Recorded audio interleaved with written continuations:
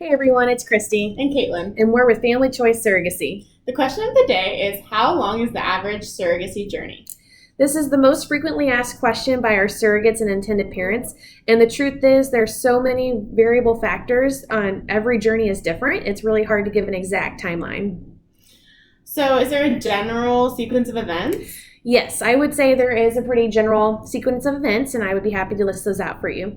So, the first thing when this process begins is we encourage a lot of research to happen. So, our surrogate applicants should have spent some amount of time, which will vary between each person, learning more about surrogacy and that process and what it entails and the general steps, the impacts it could have on them and their family. A lot of communication needs to be happening between their spouse and their partner.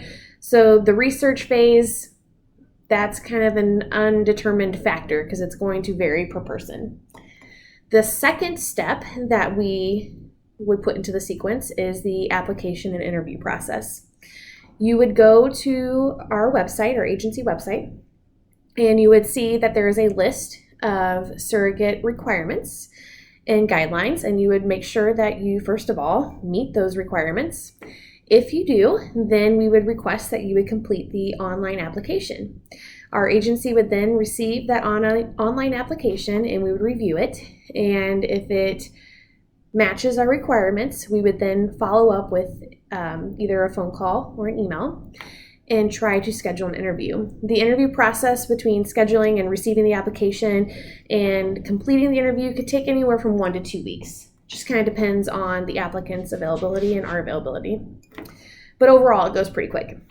If the surrogate is approved from that initial phone call, which we like to call our initial consult, then we move on to step 3, which is the medical records requesting and evaluation. So we would then send over documents. We call them our phase 2 documents.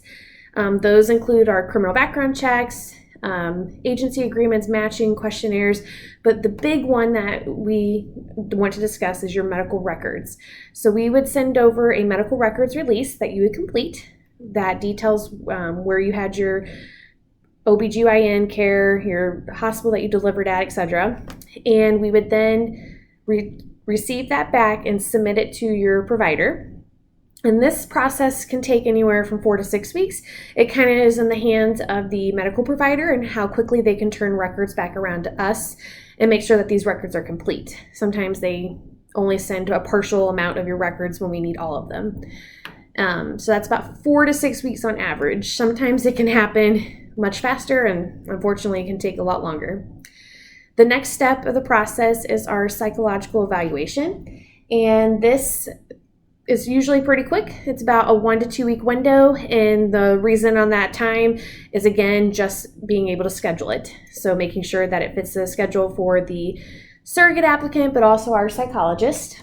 But the report is usually given back to us within a few days.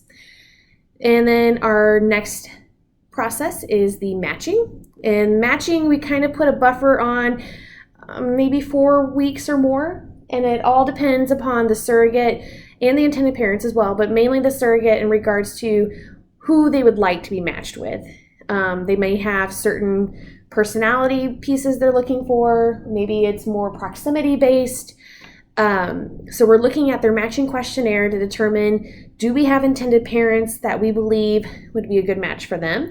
Again, this could go faster than 4 weeks. It could take longer. It just depends on what we have to look at. After you have been matched, the next step is our medical screening. So at this point in time, you have been paired with the intended parents who already have a reproductive clinic, and you would travel to their reproductive clinic for the medical screening, where their reproductive doctor will evaluate you and assess and make sure that he or she believes you're physically able to complete a surrogacy journey. And that process can take 2 to 4 weeks, primarily because of scheduling. Sometimes we have to coordinate travel if the surrogate has to go out of state potentially for this clinic. But in general, we typically get the results back from that physician pretty quickly. It could lead to other medical screenings that need to be done. For instance, if the reproductive doctor, maybe he found a polyp or the pap smear came back abnormal, or had some other additional testing required, then that could add to that timeline. But in general, 2 to 4 weeks. After the medical screening has been completed, we then enter into our legal phase. And that is when the surrogate is represented by an attorney and the intended parents are represented by an attorney, and they are coming together to create the legal contract for the entire surrogacy journey. And this process can take anywhere from 2 to 6 weeks. You're having negotiations, mediations, you're discussing things, and just the time it takes to build your contract. After contract, then we enter into our medical preparation phase. Basically, we are now preparing your body to get ready for the embryo transfer. And so this could take 1 to 2 months as the reproductive clinic begins to create a protocol calendar for the surrogate, and she will then have her cycle controlled, if you will, by the reproductive clinic to prepare her for the embryo transfer. And like I said, this process is roughly 1 to 2 months, just kind of depending on how much is needed to get done prior to the day. The number 9 step is embryo transfer. Woo, the big day.